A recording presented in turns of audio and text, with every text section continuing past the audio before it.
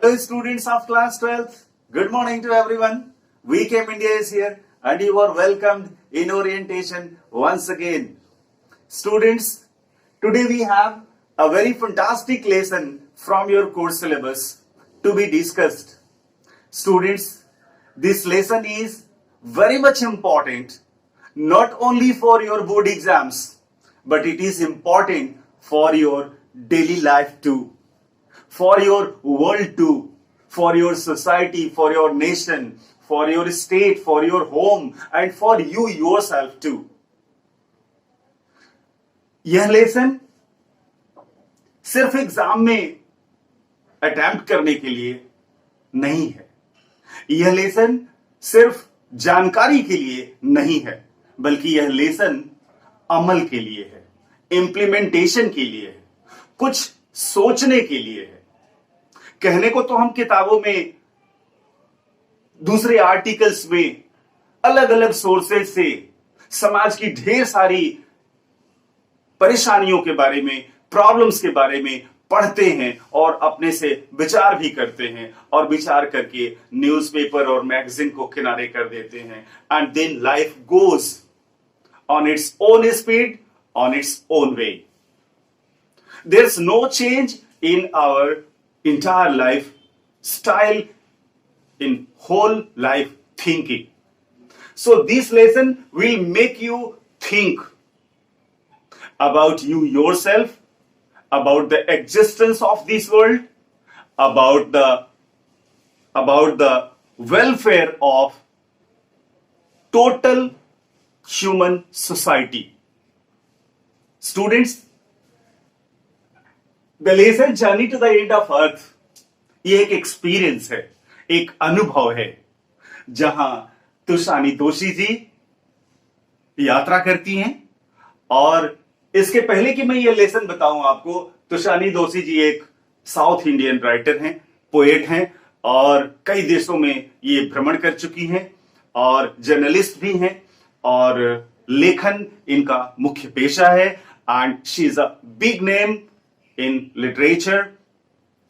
सो इन्होंने अपना एक अनुभव शेयर किया है, एक अपना एक्सपीरियंस शेयर किया है आपसे, और वो एक्सपीरियंस अपने आप में बहुत ही शिक्षाप्रद है और बहुत ही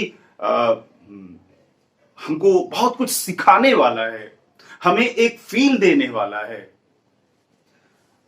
journey to the end of earth, इस नाम से ही पता चल रहा है कि जहां धरती खत्म होती है, जहां धरती समाप्त हो जाती है, उसके बाद धरती है ही नहीं. एंड ऑफ अर्थ. और जैसा कि आप जानते हैं, एंड ऑफ अर्थ को हम लोग ध्रुव कहते हैं, पोल्स कहते हैं, south pole and north pole. और राइटर को, जो नरेटर है इस स्टोरी का, उनको एक मौका मिला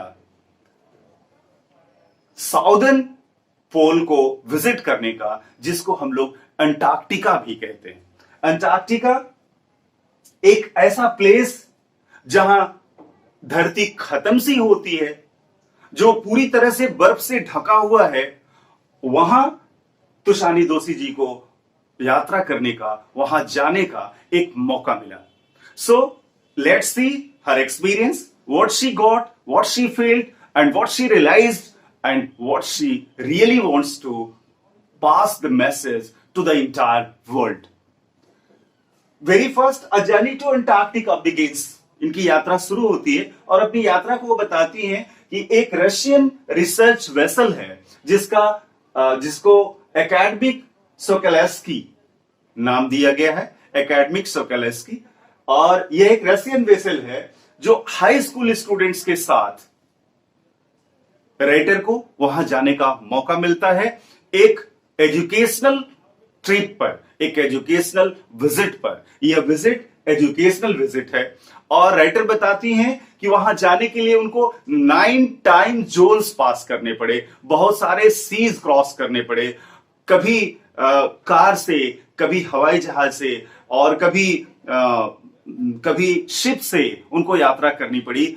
और तकरीबन 100 आवर्स की यात्रा पूरी करने के बाद वो उस जमीन पर पहुंची जिस जमीन पर जाने का उनका सपना था और इस ट्रिप का मकसद भी था। Yes, I am talking about Antarctica. Antarctica के बारे में आप मोटे तौर पे एक बात जान लीजिए कि दुनिया का सबसे driest place, it is the coldest place in the world and it is the windiest continent in the world.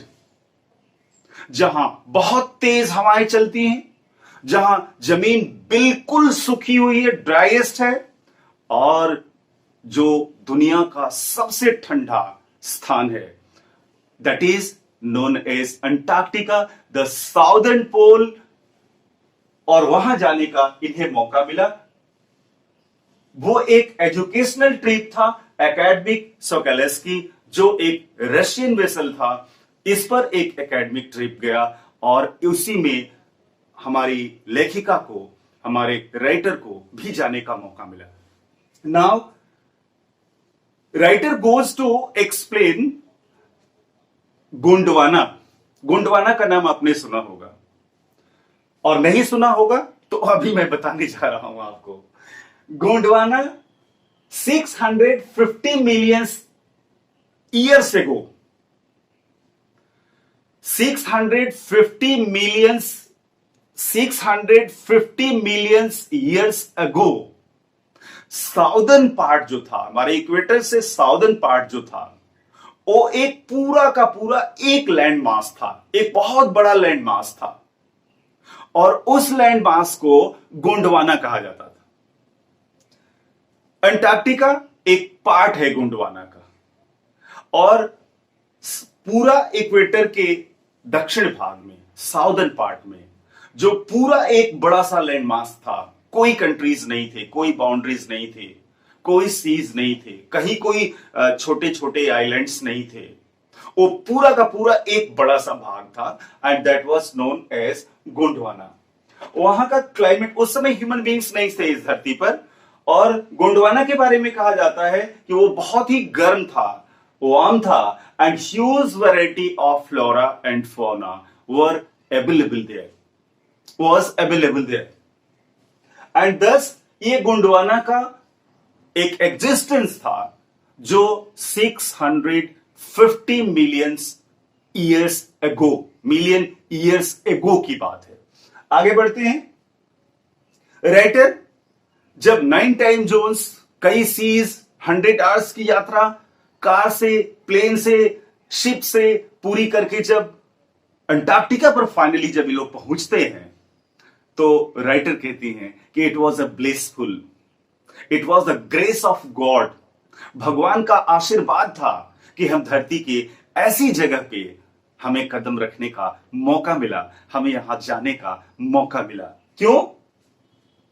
इसलिए कि यह एक ऐसी जगह है, अंटार्कटिका एक ऐसी जगह है जहां दुनिया का 90% आइस एग्जिस्ट करता है।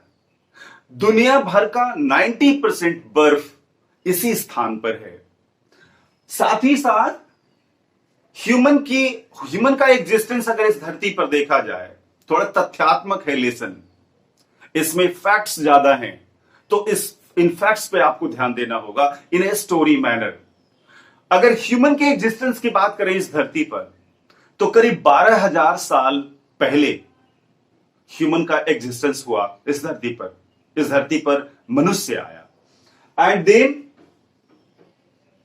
इन 12,000 सालों में 12,000 years ago human came on the earth, and since 12,000 years to present, what man has done on this earth, nothing is hidden, कुछ छुपा नहीं है। हमने इस धरती का स्वरूप बदल दिया है, हमने इस धरती के चेहरे को काला कर दिया है, हमने इस धरती को कहीं का नहीं छोड़ा है। इस धरती पर जितने उत्पात हमने किए हैं, इस मानव जाति ने इस धरती पर जितना खुराफात किया है, the entire earth is ailing, the entire earth is crying, त्राहि त्राहि कर रही है धरती। नतीजा आप देख रहे हैं, कहीं कोरोना आ रहा है, कहीं साइक्लोन आ रहा है, कहीं बड़े बड़े तूफान आ रहे हैं। आदमी का जीवन आज संकट में है। इंसान का जीवन सिर्फ इंसान का नहीं, एक बात और खास है, ये इंसान अपने आप को इस धरती का मालिक समझता है। He goes to understand himself as the owner of this earth. लेकिन इस मूर्ख मानव को यह नहीं पता कि इस धरती पर उसके अलावा मिलियंस ऑफ स्पेसीज लीव, और ये उनका भी घर है, ये उनका अपना भी है। इस धरती पर उनका अपना भी अधिकार है। आज हमारे एटॉमिक रिसर्चेस, आज हमारे जितने भी इन्वेंशंस, फैक्ट्रीज, जो हम कार्बन डाइऑक्साइड रिलीज कर रहे हैं, जो हमारे ओजोन लेयर पर इसका प्रभाव पड़ रहा है, जिसकी वजह से हमारी ग्लोबल वार्मिंग बढ़ रही है, और खतरा बताया जा रहा है कि ग्लेशियर्स पिघल रहे हैं। खतरा बताया जा रहा है कि वो 90% आइस जो अंटार्कटिका में है वो पिघल रही है। तो ये जो ह्यूमन की एक्टिविटी है इस धरती पर, इन 12,000 सालों में हमने ये साबित कर दिया है कि we are the most dangerous animal on the earth. Now we should proceed further. Students on ice programme. Antarctica पर 10th क्लास के स्टूडेंट्स, वाई, क्यों? यह एक एजुकेशनल ट्रिप था, एजुकेशनल विजिट थी। बच्चों को वहां ले जाया गया था ताकि उनको सिखाया जा सके, उन्हें बताया जा सके children are the future of the world, और बच्चों को यह सिखाया जा सके कि यह धरती किस तरह से पीड़ित है और कैसे परेशान है और कैसे हमें इसे बचाना है, इसके लिए हमें क्या करना है। इस तरह से बच्चों का ये एजुकेशनल विजिट प्लान किया गया, और यह पूरा का पूरा प्रोग्राम एक कनाडियन व्यक्ति जिसका नाम जॉफ ग्रीन है, पिछले 6 सालों से, जब ये राइटर ने ये लेसन लिखा था, तब से पिछले 6 साल से ये प्रोग्राम होता रहा है, ये ऐसी यात्राएं होती रही हैं। लेकिन जॉफ ग्रीन साहब ने पहले स्टूडेंट्स को प्रीफर नहीं किया। अंटार्कटिका की विजिट के लिए ये बिजनेसमैन को लेते थे, दूसरे लोग, धनी लोगों को लेते थे, जो लोग पैसा खर्च कर सकते थे उनको लेते थे, जो लोग बहुत क्यूरियस होते थे इस आइसबर्ग के बारे में या अंटार्कटिका के बारे में जानने के लिए, उनको अपने साथ लेते थे और पैसे के लिए काम करते थे। लेकिन बाद में इन्हें जब समझ आई इस बात की कि ये लोग वहां जाते हैं तो प्लास्टिक फेंक के चले आते हैं, वो लोग वहां जाते हैं तो वहां के महत्व को नहीं समझते, and they do nothing for this entire earth, for this ailing planet। इस प्लेनेट के लिए इन लोगों के मन में कोई इज्जत नहीं है और कोई सिंसियरिटी नहीं है। इसलिए जॉफ ग्रीन साहब ने एक फैसला किया कि अब हम अपने ट्रिप पर स्टूडेंट्स को लेके जाएंगे और स्टूडेंट्स को ये चीज सिखाएंगे, वो अपना प्रोजेक्ट तैयार करेंगे, वो उस पर अपना रिसर्च करेंगे और कंक्लूजन तक पहुंचेंगे कि how they have to lead their life and how they have to continue their life and what precautions they have to take, they will learn there by going। So students का ये programme उस ice पर plan किया गया और वहां जाकर students को यह सिखाना कि ग्लोबल वार्मिंग का जो थ्रेट है, ग्लोबल वार्मिंग की का जो खतरा है, जो पूरी दुनिया जानते हुए भी वो काम कर रही है, ओजोन लेयर्स के भी बारे में जानकारी देना, पूरी दुनिया की बिगड़ती हुई सेहत के बारे में बच्चों को बताना, उनको समझाना और उनको सही दिशा में लाने की कोशिश करना, यही इस यात्रा का उद्देश्य था। इसलिए ये बच्चे इस आइस प्रोग्राम पर गए। Now the lesson proceeds further. A memorable walk on ice, a memorable walk on ice. बर्फ पर चलना, समझ आता है, बर्फ ठोस होता है, बर्फ पर चला जा सकता है, लेकिन राइटर अपना एक बहुत विस्मित करने वाला, एक बहुत आश्चर्य में डालने वाला और बहुत फैक्चुअल जर्नी का उन्होंने एक्सप्लेनेशन किया है और बता रही है कि हमारे इक्वेटर से साउथ में 66.55 डिग्री साउथ में ये अंटार्कटिका है, ये उसका लोकेशन बता रही है।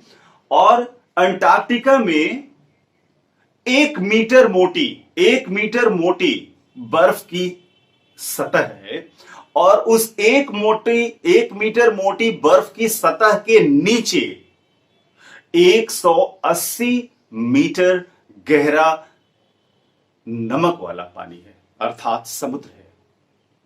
एक जिंदा समुद्र के ऊपर, एक लाइव सी के ऊपर बर्फ की चट्टानें हैं और वो चट्टान देखने में ठोस दिखती है, लेकिन राइटर कहती हैं कि जब उन्हें पता चला कि जिस जमीन पर वो चल रही हैं उसके नीचे एक जीता जागता वर्ल्ड है, एक सांस लेती दुनिया है और बहुत सारे जलीय जीव, बहुत सारे जलीय प्राणी इस बर्फ के नीचे अपनी जिंदगी जी रहे हैं, अपनी दुनिया बसा रहे हैं और अपनी खुशियां मना रहे हैं।